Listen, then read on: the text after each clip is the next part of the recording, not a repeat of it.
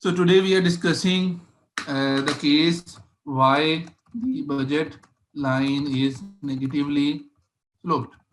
Okay, so now we are discussing it this point. So for that, I will first of all draw coordinates. So let's make y-axis and x-axis. Okay, so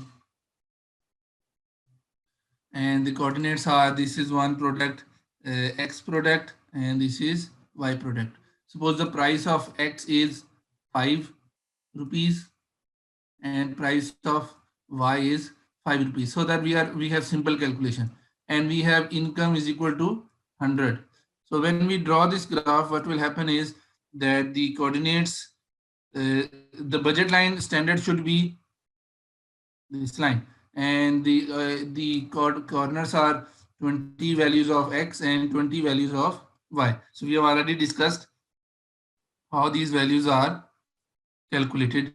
So now we are going to discuss how this graph cannot be positively sloped. So let's make some cases. Suppose first of all he is trying to buy at this point, that is 8 copies and 8 paper. He is on this point. So let's see how much budget he will use. So 8 into 5 plus 8 into 5, that is equal to 80. So it means he will use 80 units of income. So since he has already some income left, so he can move outward because he has some resources left. So he will move here. That is 10 comma 10, means 10 copies and 10 x's and 10 y's. So our example previously was copies and papers. So it means 10 into 5 plus 10 into 5, that is equal to 100. So it means now it looks like he is going outward. Let me take it a red green color. He is moving outward, and it looks like it's a positively slope. Because he has increased from 8 comma 8 to 10 comma 10. But what is the problem here? Problem is when he has fully used the budget, let me take red color again. So fully use the budget, he cannot go out, because if we select next point, which is 12 comma 12, so how much budget it will be used? So 12 into 5 plus 12 into 5, that is 120. So this is unaffordable. So he cannot afford. So unaffordable. So what will happen? Since he cannot move out, what will happen? He has to move left or right. So let's take some other color. Let's start with blue. So he can either go towards this point, which is 12x and 8y, or 8x and 12y. In both cases, the budget will be 100. So you can see that 8 into 5 plus 12 into 5, that is 40 plus 60 is 100. So he can, so it means that if he is below the budget, he has to go to the budget utilization. So let me write it here. So the budget line can be positively sloped when he has some spare budget left. But since he is rational agent, he has to maximize utility.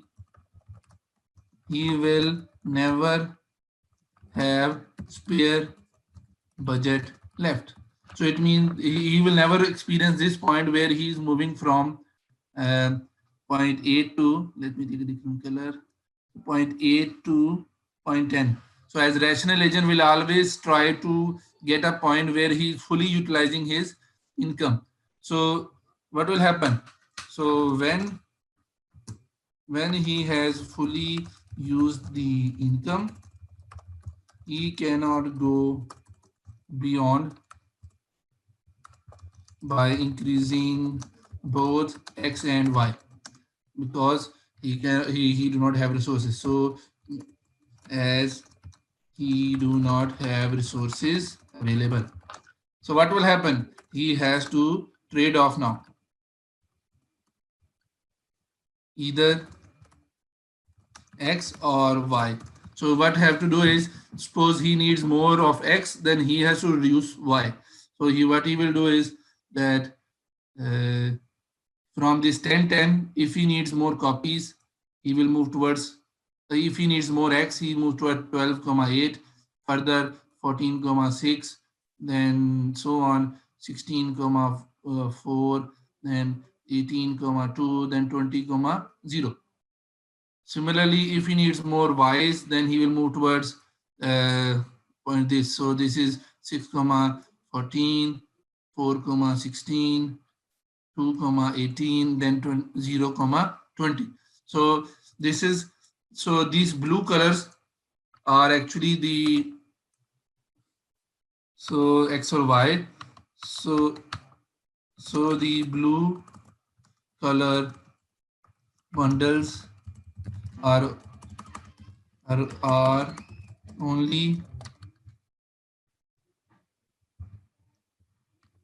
feasible options he can select. And why is on this line? Because for all these budgets you can do this activity. So for, let me take some other color. So for all these blue bundles, we have used 100 rupees as budget. So we can afford this line. So what does it mean? So budget line is actually a combination of all those X and Y product where you are using 100 rupees. So it means the budget line is never positively sloped. So it will always be negatively sloped. So if you are under it, what will happen? You are actually not a rational agent. Hopefully it is clear now. So